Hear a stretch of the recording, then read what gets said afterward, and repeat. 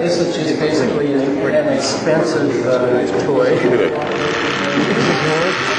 was a lot of hours. You know, if somebody wanted to come along and figure out that configurations and where you put magnets and whatnot, this thing's really nice. You can adjust it.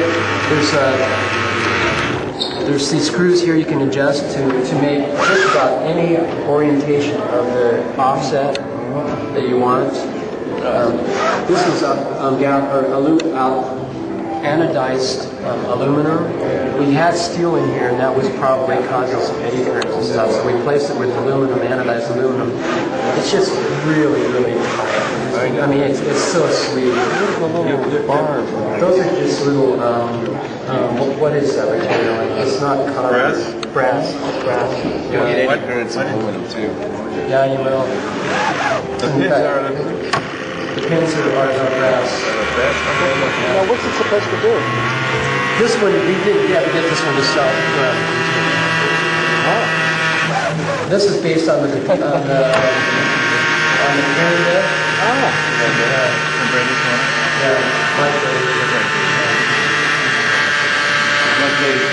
This, you guys are actually, I've had people one at a time, maybe 10 people see this thing. This is kind of the first time it's been in public. Is this your replication of it? This is our replication of the Perendev. Okay. It's certainly well built. There's a little crank that goes in here, so you can bring it out gradually, just incrementally with a little hand crank going from here. And then you've got this thing that's got ball bearings on it too for the crank. So you can just ever so slowly. Sometimes this thing will shoot out of here. Right now, look at how many, there's only like one magnet every, I don't know, 20 positions. When you get this thing loaded with magnets, do not get your finger right here. You could cut off a part of your finger. It'll really. And so, what do you do? You trim it to the right operating point? That's what this crank is for, so you get this stator part at the exact point? Or is it supposed to rock back and forth? Well, what this is to do is the idea is that you come in, you're increasing rather than clamshelling it, you just come in from the side. So on, off. Get it later. So it's one thing that's oscillating back and forth? I don't even know. No. There are several people who claim to have a working magnet. I know probably, I've had probably 5 people tell me of a definitive working magnet motor that is like going to market or, that work or to invest or melt it down or get something. That's in some of the cases I haven't been able to ask them.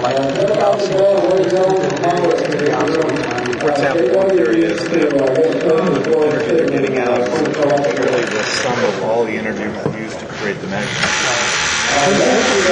Cyclone, CYCCLONE.com, it has a magnet motor that is basically going in direction.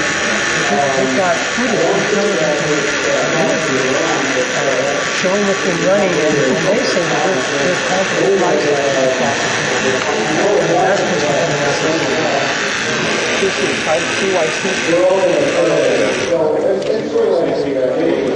yeah, that's on our magnet motor index. It's the first thing I have there. This won't keep running though, will it?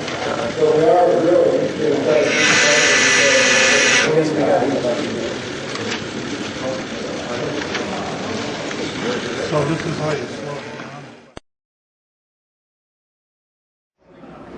Gives it the kick to make it go forward, and the other winding, as the magnet comes in, gives it a pump to charge the battery. And the transistor just tells this guy when to fire, keep it firing. And then by adjusting the gap here, by adjusting the resistance here, you can make it go faster, slower. So which is your adjuster, this one? This is a 10K, 5K, and 25 ohms. And so this is my fine tune. Now I just hardwire some resistors in here. This is just a breadboard, so you can switch whatever you want to get whatever resistance you want. So I can go plus or minus 100 with this guy. This will go up to like 20,000 or something like that. And so this lets me hone in on a particular. Well, Sterling, can I ask you what the principle behind the Bedini motor is?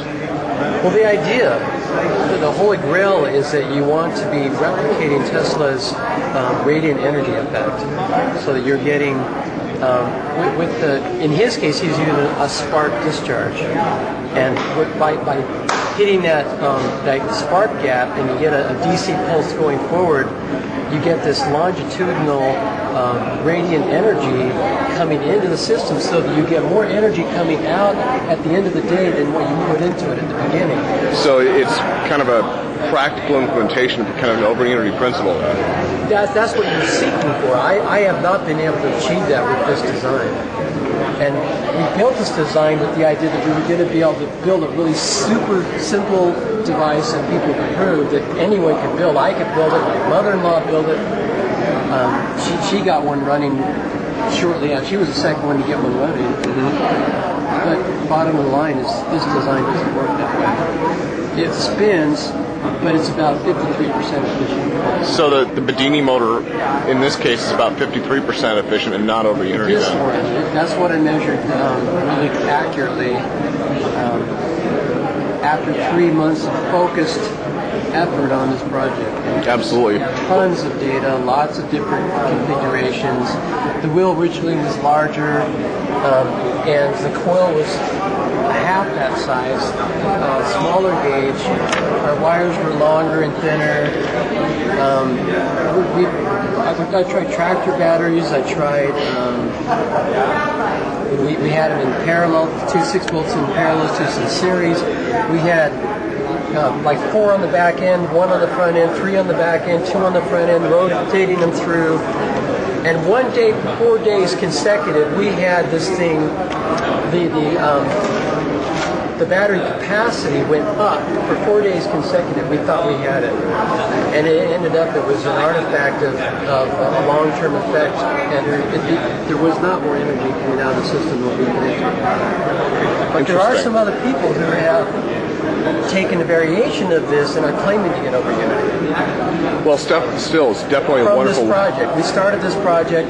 People got going on the project. They made some variations, and they supposedly have gotten some stuff to work. It's still a wonderful replication. You've done a good job on this. It looks great. Thank you. That it's all from the junkyard. This is from the junkyard. Of course, this is Radio Shack, the hardware. But there's about $100 worth of hardware here. Is this the Bedini? Yeah.